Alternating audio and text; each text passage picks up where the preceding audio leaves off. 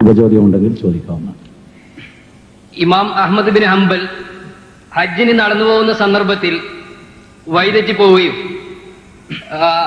ആ സന്ദർഭത്തിൽ മരണപ്പെട്ടവരെ വിളിച്ച് സഹായം തേടിയതായി ഇമാം ഇബ്നു കസീർ ബിദായയിൽ പറയുന്നുണ്ടല്ലോ.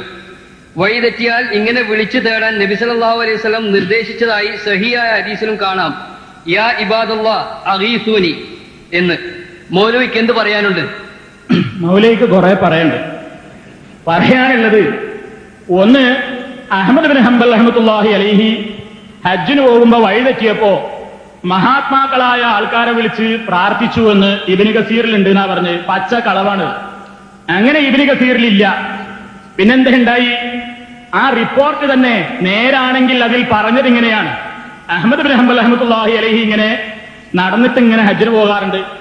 ഒരിക്കലും ഇങ്ങനെ നടന്ന് ഹജ്ജിന് പോകുമ്പോ വഴി അറിയാതായപ്പോ, നമ്മളുടെ ഒരു സ്ഥലത്ത് കൂടി നടന്നു പോകുമ്പോ വഴി അറിയില്ലെങ്കിൽ വഴി അറിയുന്നവരാരെങ്കിലും ഉണ്ടോ എന്നൊരു വിളിച്ച്, ആരാണ് കേൾക്കണമെങ്കിൽ വന്നിട്ട് വഴി കാണിച്ചു കൊടുക്കണം. പരിചയമില്ലാത്ത നാടാണ്.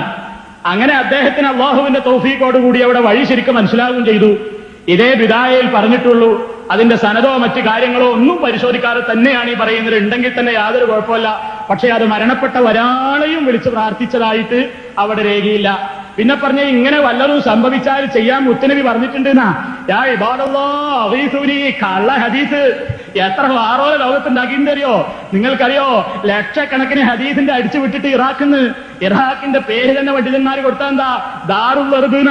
നോട്ടടിക്കും പോലെ ഹദീസ് ഇങ്ങനെ ഇത്തിരിയായിട്ട് ഹദീസിന് പുറത്തിറങ്ങിയാൽ പിന്നെ 4 അയലത്ത് ചുറ്റി ഇങ്ങോട്ട് തിരിച്ചു വരുമ്പോഴേക്ക് 2 കിലോമീറ്റർ നീളത്തിലെ ഹദീസ് വരികയാണ് അവിടെ ചരിത്രത്തിൽ പറയുന്നത്. അങ്ങനെയുള്ള എത്ര കള്ളത്തരങ്ങൾ ഇറങ്ങിയിട്ടുണ്ടെന്നറിയോ? അതുകൊണ്ട് തന്നെ യാ ഇബാദല്ലാഹ് അഗീസൂനി, നിങ്ങൾ എവിടെങ്കിലും പെട്ടാൽ യാ ഇബാദല്ലാഹ് അഗീസൂനി എന്ന് വിളിച്ചോളിൻ എന്ന് പറയുന്ന ആ സംഭവം ദഈഫാണ്, അത് ദുർബലമാണ് എന്ന് പണ്ഡിതന്മാർ രേഖപ്പെടുത്തിയിട്ടുണ്ട്.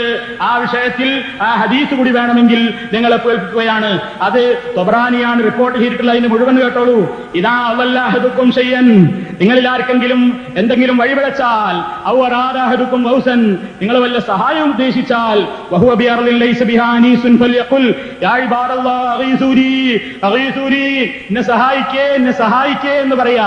അവിടെ ഒന്നും ആരാ കേൾക്കണമെങ്കിൽ അവർ വന്നോട്ടേണെങ്കിൽ ഹദീസ് ശരിയാണെങ്കിൽ ഉണ്ടാവുള്ളൂ. നമ്മളൊരു സ്ഥലത്ത് അപകടത്തിൽപ്പെട്ടാൽ മണ്ടിയരേന്ന് പറയും, ഇന്നെ രക്ഷിക്കുകയെന്ന് പറയും. ആരോടെയുമില്ല. കേൾക്കണവർക്ക് ആർക്കും വന്നിട്ട് രക്ഷപ്പെടുത്താം. അതിലപ്പുറം മരണപ്പെട്ടു പോയ മഹാത്മാക്കളെയോ അമ്പിയാക്കളെയോ ഔലിയാക്കളെയോ വിളിച്ചു വന്നോ വിളിക്കാനോ ഇനി ഹദീസ് സഹിയാൻ ആരെങ്കിലും ഉരുണ്ട് പെരണ്ട് ഒപ്പിച്ചാൽ തന്നെ അത് തെളിവല്ല. ഹദീസാണെങ്കിൽ അത് തൊബറാനി റിപ്പോർട്ട് ചെയ്ത ഹദീസ് ലഈഫുമാണ് എന്ന് പണ്ഡിതന്മാര് വളരെ വ്യക്തമായി തന്നെ രേഖപ്പെടുത്തിയിട്ടുണ്ട്. അതിന്റെ സനദിലുള്ള വ്യക്തികൾ അബ്ദുറഹ്മാൻ ഇബ്നു ശുറൈഖ്, അതേപോലെയുള്ള ആളുകളെ പറ്റിയൊക്കെ മുസ്ലിം ലോകത്ത് ഹദീസ് നിരൂപക ശാസ്ത്രം അറിയാവുന്ന പണ്ഡിതന്മാർക്കിടയിൽ അഭിപ്രായ വ്യത്യാസമുണ്ട്. അതുകൊണ്ട് തന്നെ ആവർത്തിക്കുന്നു, ഇത് ബുഖാരിയോ മുസ്ലിമോ സഹീഹായ ഹദീസിന്റെ ഗ്രന്ഥങ്ങളോ ഒന്നും തന്നെ സഹീഹായ നിലക്ക് റിപ്പോർട്ട് ചെയ്തിട്ടില്ലാത്ത ഒരു വാറോല മാത്രമാണ്. ഇത്തരത്തിലുള്ള വാറോലകളിലാണ് മുസ്ലിയാക്കന്മാർ ജനങ്ങളെ തളച്ചിട്ടുകൊണ്ട് അല്ലാഹു അല്ലാത്തവരെ വിളിച്ച് പ്രാർത്ഥിക്കാൻ വേണ്ടി പറയുന്നത് എന്ന് നിങ്ങൾ മനസ്സിലാക്കുക. അതുകൊണ്ട് തന്നെ ഈ സത്യം ബോധ്യമാകുന്നു. പടച്ചവനോടല്ലാതെ വിളിച്ച് പ്രാർത്ഥിച്ചിട്ട് ഫലമില്ല, പ്രാർത്ഥിക്കുവാനും പാടില്ല എന്ന് ഓർമ്മപ്പെടുത്തുന്നു.